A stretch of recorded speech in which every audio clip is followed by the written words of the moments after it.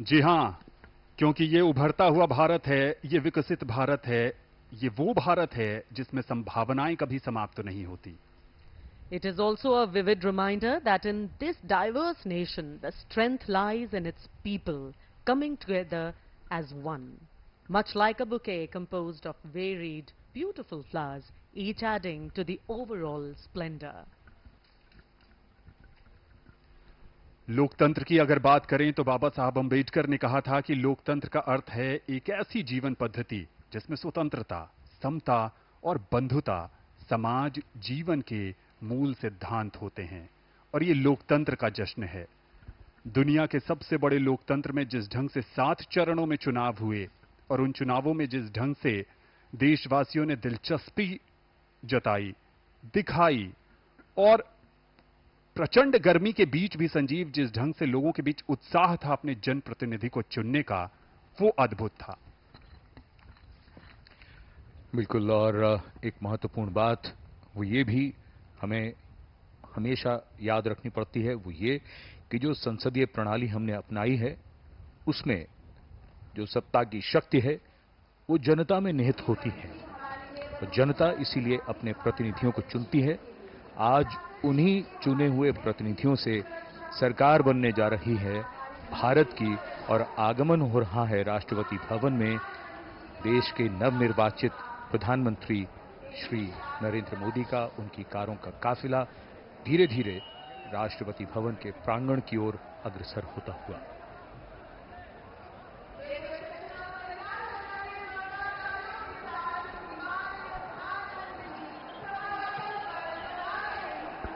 लोकतांत्रिक प्रणाली की बात कर रहे थे संजीव,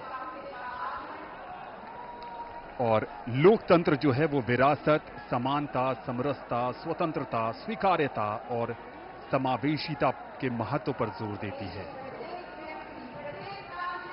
और यहां पर सबकी नजरें इस ओर टिकी हैं।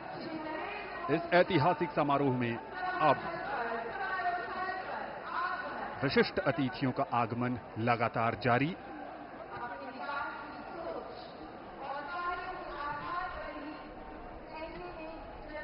दुनिया के सबसे बड़े लोकतंत्र भारत और सबसे बड़े लोकतंत्र के नवनिर्वाचित प्रधानमंत्री सबसे बड़ी लोकतांत्रिक प्रक्रिया से गुजरकर लगातार तीसरी बार प्रधानमंत्री के तौर पर शपथ लेने के लिए पधार रहे हैं राष्ट्रपति भवन के प्रांगण में। उत्तर प्रदेश के वाराणसी से बतौर सांसद तीसरी बार चुनकर आए हैं।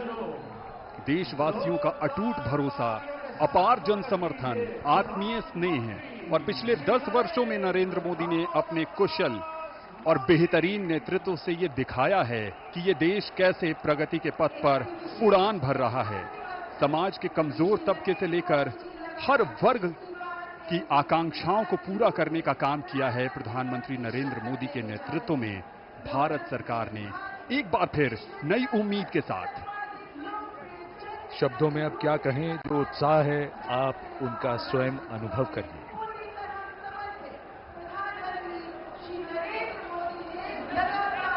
सबका आभार स्वीकार करते हुए नवनिर्वाचित प्रधानमंत्री श्री नरेंद्र मोदी तीसरी बार इस देश की बागडोर संभालने के लिए तैयार। The man of the moment, Mr. Narendra Modi, who will make history in just a few moments from now,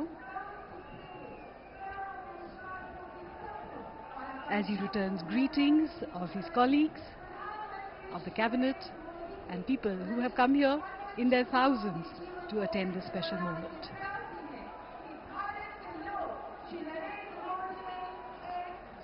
और अब हम सब प्रतीक्षा कर रहे हैं माननीय राष्ट्रपति महोदया के शुभागमन की। कुछ ही देर में वे यहां आएंगी और शपथ ग्रहण समारोह प्रारंभ होगा। समारोह स्थल पर माननीय राष्ट्रपति महोदया के आगमन पर राष्ट्रीय गान बजाया जाएगा। शपथ ग्रहण समारोह की समाप्ति पर भी राष्ट्रगान बजाया जाएगा। माननीय प्रधानमंत्री जी के चेहरे पर वही चमक, उत्साह, उमंग, आशा की वो किरण जिसमें 140 करोड़ देशवासियों की आशाएं, उम्मीद टिकी है।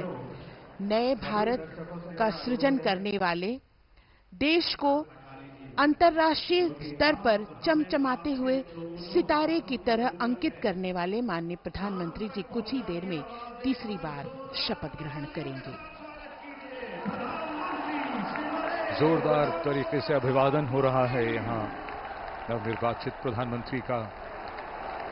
एक अजब जोश, उमंग, उत्साह, 10,000 से अधिक